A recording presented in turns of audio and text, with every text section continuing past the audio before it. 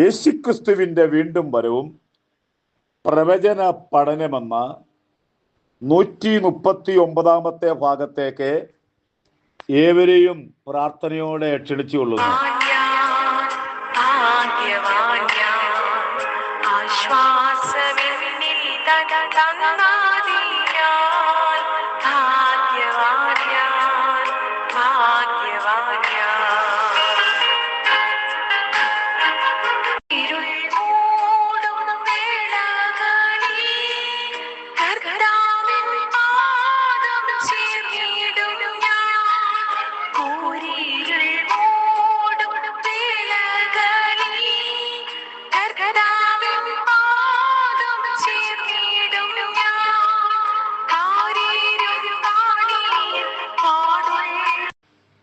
ഈ ദിവസങ്ങളിൽ ക്ലാസ് എടുക്കുന്നത് യഹൂദ ചരിത്രം അബ്രഹാം മുതൽ.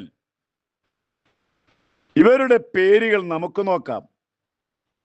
എബ്രായർ എന്നുണ്ട്, ഇസ്രായേലിയർ എന്നുണ്ട്, യഹൂദന്മാരെന്നുണ്ട്. നമുക്ക് എബ്രായർ ആരംഭിക്കുന്നത് എവിടെ നോക്കാം. അബ്രഹാമിൽ നിന്നാണ് എബ്രായർ എന്ന വാക്ക് വന്നത്.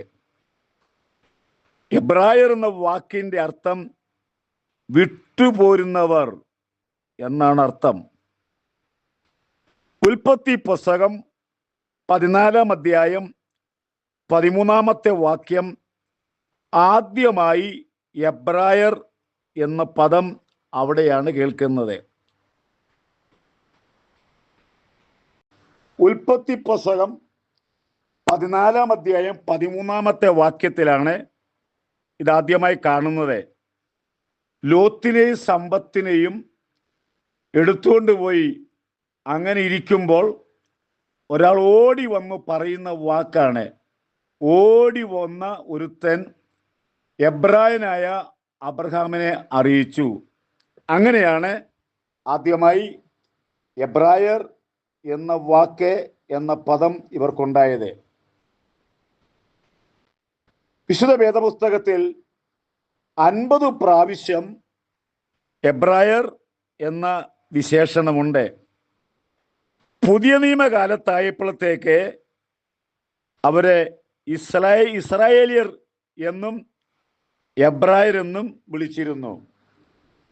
ഇവർക്ക് ലേഖനം എഴുതുമ്പോൾ എബ്രായ ലേഖനം എന്നാണ് എഴുതിയിരിക്കുന്നത്. ആദ്യകാലം മുതൽ ഇസ്രായേലിയുടെ സംസാര ഭാഷ എബ്രായ ഭാഷയായിരുന്നു. ഇതെല്ലാം അബ്രഹാമിൻ്റെ പേരോടുകൂടി യോജിച്ചതായ നാമങ്ങളാണ്. എബ്രായരെന്നും എബ്രായ ഭാഷയെന്നും. ഇന്ന് ലോകത്തിലെ എബ്രായ ഭാഷ നിലനിൽക്കുന്നുണ്ട്. ലോകത്തിൽ ഒരുപാട് ഭാഷ വർഷങ്ങൾ കഴിഞ്ഞ് അതില്ലാതായി തീർന്നിട്ടും എത്രയോ വർഷങ്ങൾക്ക് മുമ്പേ ആ ഭാഷ ഇന്ന് തുടരുന്നത് അത് ദൈവത്തിൻ്റെ പദ്ധതിയിൽപ്പെട്ട കാര്യമാണ്.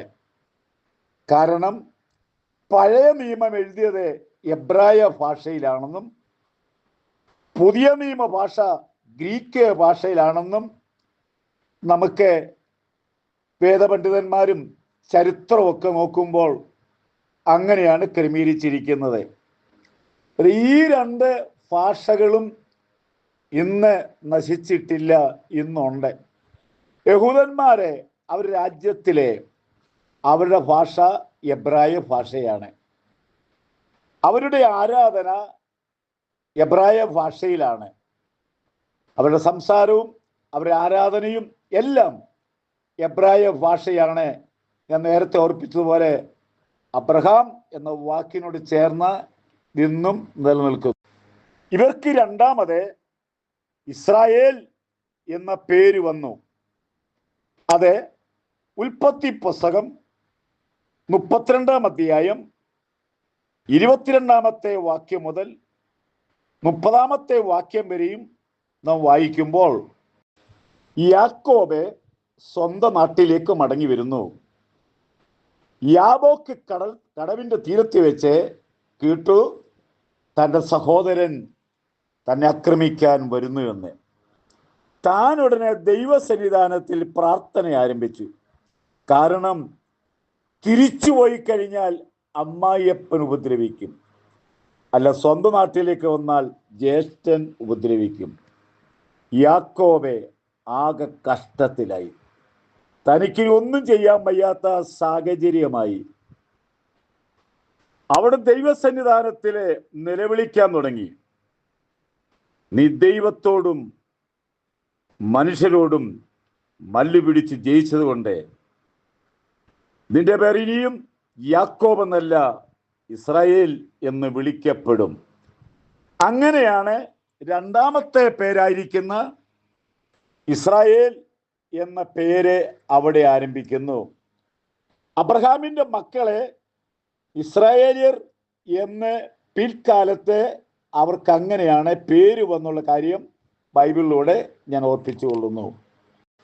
പുറപ്പാട് പുസ്തകം 1-ാം അധ്യായം വായിക്കുമ്പോൾ ഇസ്രായേൽ മക്കളുടെ പേരുകൾ 1-ാം അധ്യായത്തിന്റെ 1-ാമത്തെ വാക്ക് പിന്നെ അറിയപ്പെടുന്നത് ഇസ്രായേൽ മക്കളുടെ പേരുകൾ.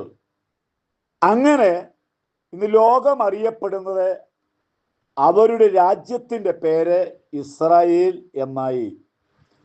അവരുടെ ജനത അറിയുന്നത് യഹൂദന്മാർ എന്നാണ് അറിയപ്പെടുന്നത്.